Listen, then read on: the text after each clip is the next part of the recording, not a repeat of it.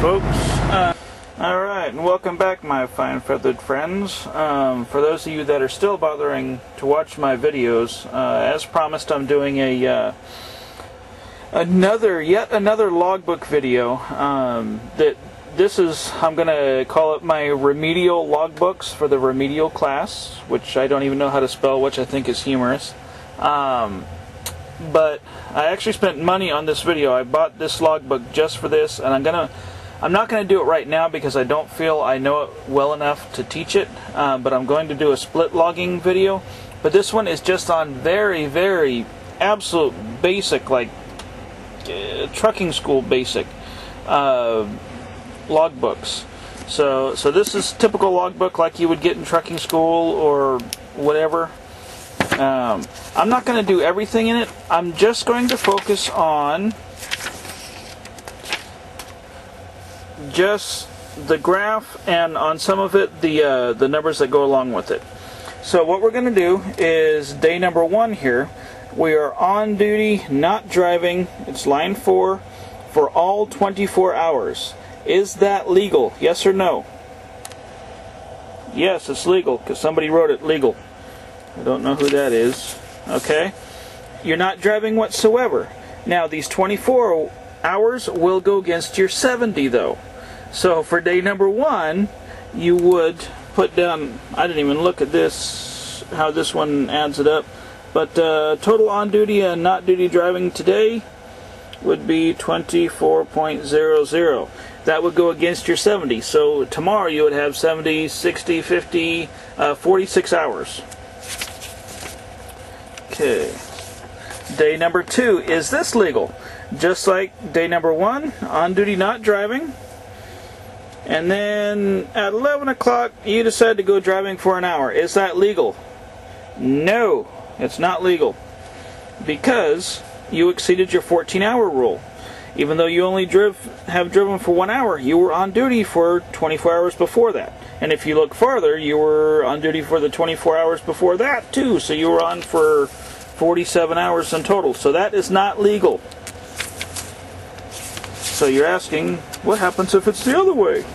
What happens if I drive for 1 hour? We'll assume that we were off for the 10 hours before this. Alright, with that we're starting fresh right here.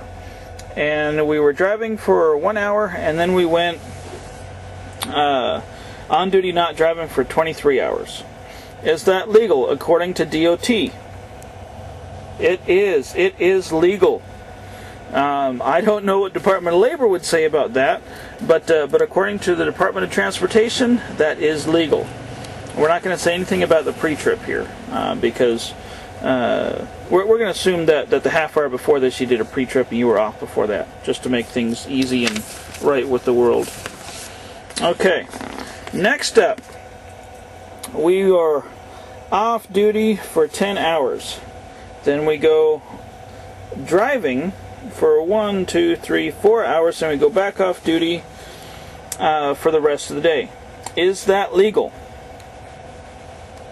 It is not legal, because all you did, you got in the truck and you drove.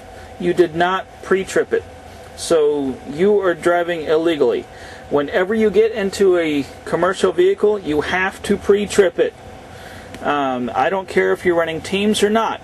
When your team member takes over, he has to pre-trip the truck himself, even if he just got out of the sleeper while you were driving. He has to pre-trip it for himself. Alright? Next day.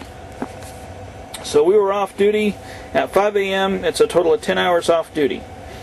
And it does. You can go back and, you know, you're going to have 10 hours off duty. So you pre-trip for 15 minutes. Alright? We learned our lesson yesterday. So we go driving 1, 2, 3 hours, and then we want breakfast. So we take an hour and a half breakfast. And we go back driving again for another 3 hours. We decide we want lunch for an hour and a half. Go back on duty driving for another 1, 2, 3 hours. And then we decide we want dinner. Then we go back on duty driving for another hour, then off duty for the rest of the day. Is that legal? Count the hours up. It is not legal, because you exceeded your 14 your 14 hours. Even though you took all this time off, your 14-hour clock is still ticking. So at 5 a.m., 14 hours from there, it would be 7 p.m. So 7 o'clock, that's 14 hours. This hour right here is where you were illegal. So you shouldn't have taken all those freaking breaks. You know, you could have gotten away with, you know, just taking an hour break and you would have been perfectly legal for the day. Now, next day, we're off for 10 hours, make sure we're legal. Then we pre-trip, drive for 11 hours. We didn't take a single break. You know, like I say, we're not doing anything down here as far as our safety inspections or whatnot, or marking where a pre-trip was and all that. This is just the graph section we're focusing on. 11 hours. So we had 10.5 hours off, 0 hours in the sleeper, 11 hours driving, half-hour pre-trip. That is legal. And yeah, legal. And I'm going to show a progression of rotating days here. So we drove till 9:30 p.m. where we went off duty. We did our post trip. So 9:30 to 7:30 is 10 hours. All right, now we're legal to drive again. We've had our 10-hour break, so we pre-trip. We drive for 11 straight hours. Now we only drive till 7 o'clock because that's when we used up all of our 11 hours of drive time. So 10 hours after 7 is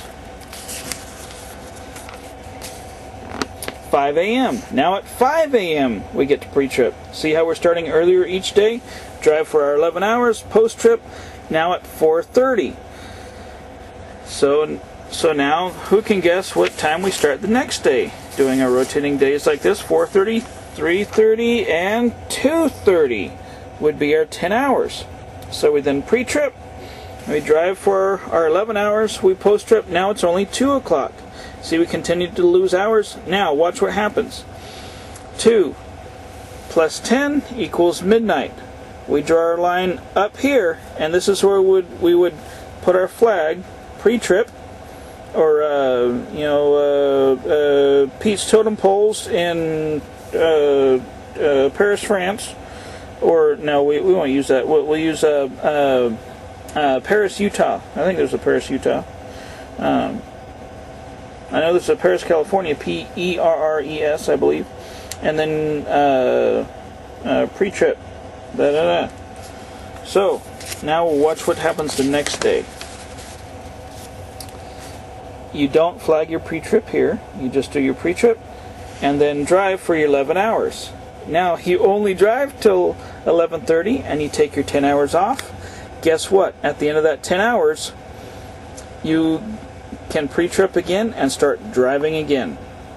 Because you had to post-trip here because that was the end of your driving cycle.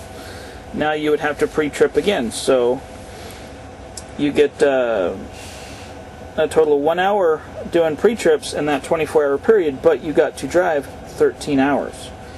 My battery's going dead. Son of a bitch. I want to do this in one fell swoop. We'll see if we can make it. Okay. And then the next day we continue our driving. We already drove for 2 hours. So we can drive up till 9 a.m. where we do our post-trip, and then we're off for the rest of the day. So that's 9 hours today driving, 0 hours on duty not driving. You don't get that very often. So if you see that, really make sure that you're logging correctly. And yeah, this is an instance where you have no pre-trip and you're perfectly legal in this 24-hour period. And I can't remember if I did another example after this or not. Of course, now I'm excited that my battery's going to go dead. I'm going to start slowing down. Okay, so we had our 10 hours off. We do our pre-trip, and we have 1, 2, 3, 4, 5 hours off. Go back on duty for 15 minutes doing whatever. We fuel up. All right, now we're off for 7 hours. And then we decide, okay, well, it's been so long, we'll do another pre-trip, and we finally got our load assignment, so we start driving till 9:15, then we go off duty. Is that legal? Look at the numbers. Is that legal? No, you exceeded your 14-hour period, but you're 15 minutes off. And I'm going to get just into a little bit of split logging. If you would have went across here in your sleeper berth till 7:15 and then bumped everything up here, so everything bumps forward another 15 minutes, you would be perfectly legal. And I'm not going to explain why right now, but it is legal. I'll do that when I do the split logging video. And yeah, like it says, end video. Thanks for watching. So that's